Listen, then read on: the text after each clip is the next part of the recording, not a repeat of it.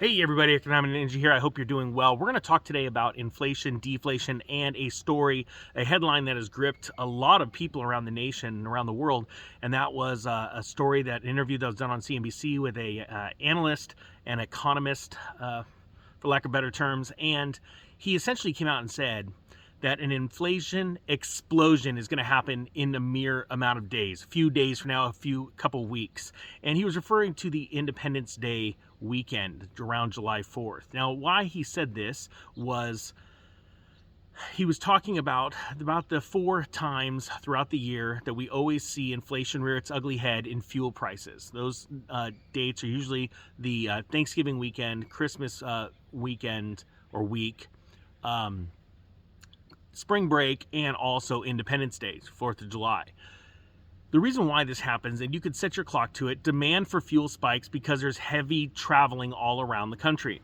Now, he today, and just so you know too, there's also always this Independence Day food index that likes to get thrown around during that time of the year with news agencies and financial channels, because they're always tracking the price of food. Normally, your normal barbecue foods, watermelon, things like that, the cost of food along with fuel. It's always a good headline grabber. And the reason why it is because things go up. You usually have grocery stores that are vying for your business. They're coming out with these loss leaders, these sales, where they essentially make nothing on a couple of products in hopes that you'll come to their store and buy all their products, all right? Their goods.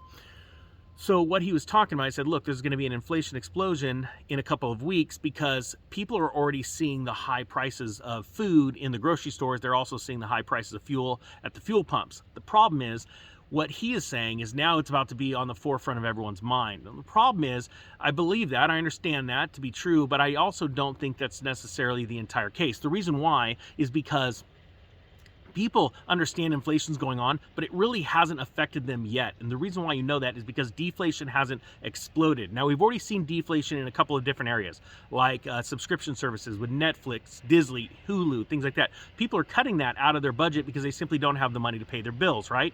So they start to cut those subscription services. We've also seen travel start to fail because we've seen airline traffic drop 26% month over month. We've seen hotels that were full, like packed to the gills a year ago, they're now having a hard time filling up, right? Unless you're in resort towns that are still very popular. Those are the ones that hold on the longest. But I mean, a year ago, you were seeing literally every town full. People wanted to get out, they wanted to live. Totally get that, right? So he put out that headline, and I think that it's going to grip people, and we're going to see much higher fuel prices in a week, or it's a couple weeks from now. And I believe that is going to be important, but it still hasn't completely gripped everyone. Now, it has started, and the deflation started, and what I wanted to talk about was not necessarily that story, but another story that was out of the hedge. I'm going to link it below. And that's essentially entitled, let me grab it, Inflation is Dominating Headlines, but Deflation is What Investors Should Fear. The reason why is this. As inflation happens, everybody has a wealth effect, right? I know what you're thinking. I don't feel wealthy right now because fuel is exploding and food is exploding, and that is an anomaly. That does not happen very often, and this is a super cycle. But what happens is when everything comes crashing down, that's when deflation is everywhere, right?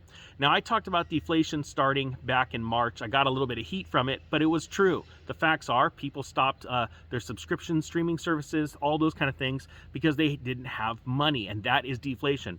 When high prices become too high, and you saw Netflix raising their prices, Amazon raising their prices, everybody raising their prices, it was evident that people were not going to be able to pay these, so they started to withdraw. And you saw massive numbers on Wall Street where they were coming out and saying, hey, life's good, but then all of a sudden, like a week later, oh my gosh, we're starting to lose customers. And to be honest with you, forward guidance is showing it's going to get even worse, right?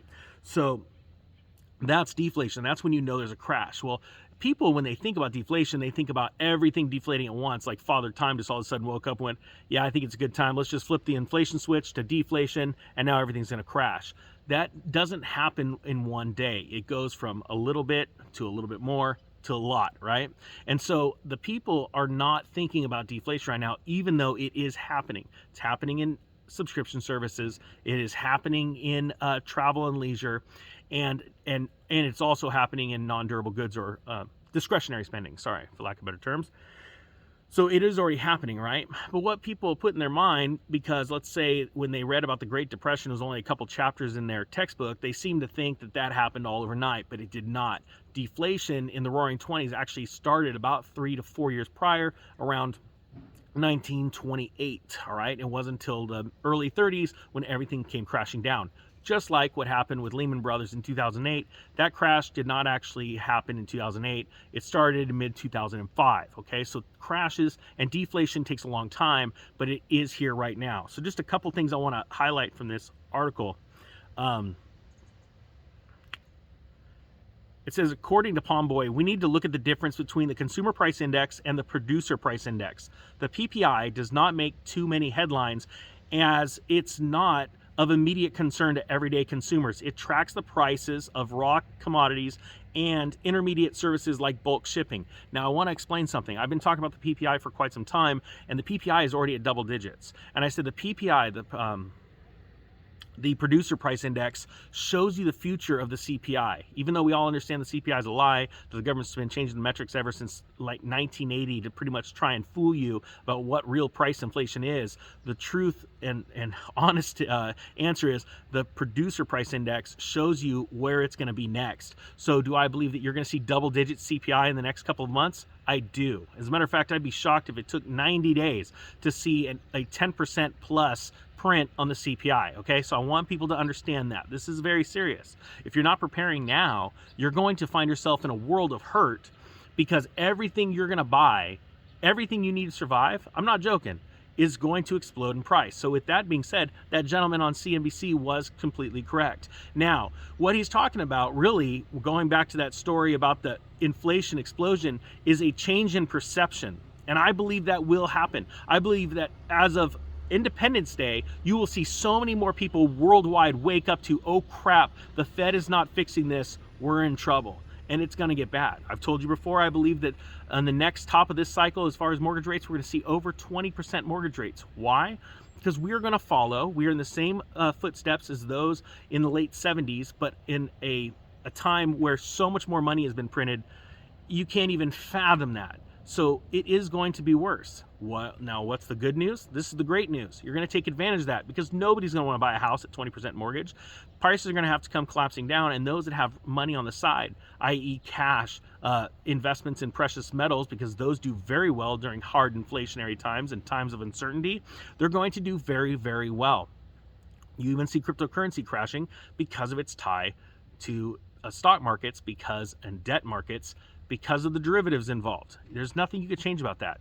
Little side note, I've not sold any of my crypto. I will be buying more at lower prices. That's just me. That's not financial advice. So I wanted to bring this stuff up to you. I'm going to link this story below because I think it's very important. And he says it right here. And I talked about this months and months ago, about 6 months ago, how it's the PPI that tells you your future. As a matter of fact, I did a story, I think in September about it as well. There's just so many darn videos I can't even keep up. So I'm going to link this story below. I thank you so much for watching, guys. The Economic Ninja is here to get you prepared so that you're not scared, so that when this crash happens, and it takes a long time, crash is like a slow motion train wreck happening, you guys will be ready to charge the mountain and be wealthier than you ever have been. All right, guys, that being said, I thank you so much for watching. The Economic Ninja is out.